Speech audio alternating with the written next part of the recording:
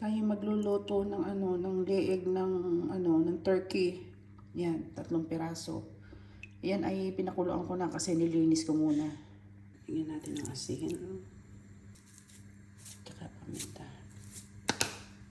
Sa ngayon, yan lang muna ang ating re-recado. Kasi pakukuliin natin yan ng mga 4 na oras.